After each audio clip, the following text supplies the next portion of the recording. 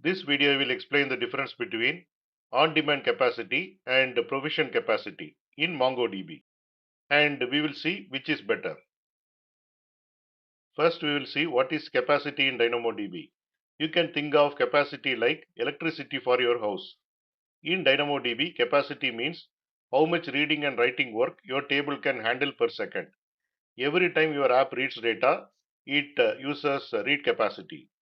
Every time your app writes data, it uses write capacity. So DynamoDB needs a way to manage this. There are two modes to handle it. One is on-demand capacity, another one is provision capacity.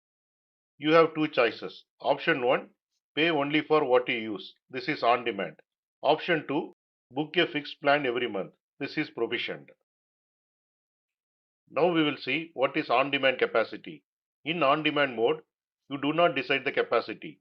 DynamoDB automatically handles traffic, automatically scales up, automatically scales down. You just use the table. You pay only for actual reads and writes you perform. Simple example. Some days your app has 10 users, other days your app has 10,000 users. In on-demand, DynamoDB adjusts automatically. You do nothing. When on-demand is best? On-demand is perfect for new application, unknown traffic, sudden traffic spikes, application used at random times, because you don't need to plan anything. Now we will see what is provision capacity. In provision mode, you must decide how many read capacity units and how many write capacity units. This means you are telling DynamoDB, this is the traffic I expect. Simple example. You know your app always needs 500 reads per second, 100 writes per second. So you can set 500 read capacity units and 100 write capacity units. Now DynamoDB keeps this capacity ready all the time.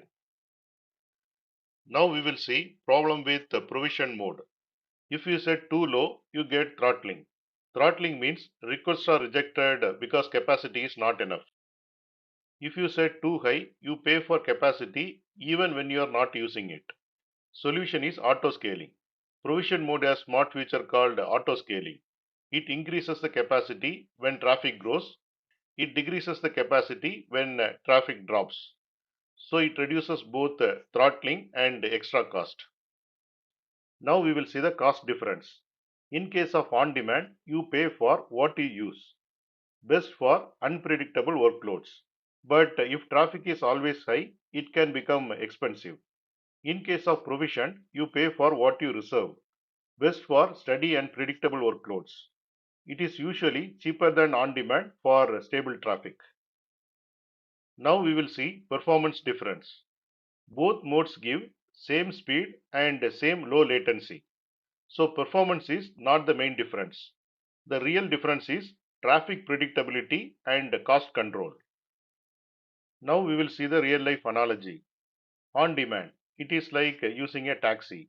Pay per ride, no planning, good for occasional travel. Provisioned, like owning a car. Fixed cost, best if used daily, cheaper in the long run. Which is better? There is no single best option. It depends on your application.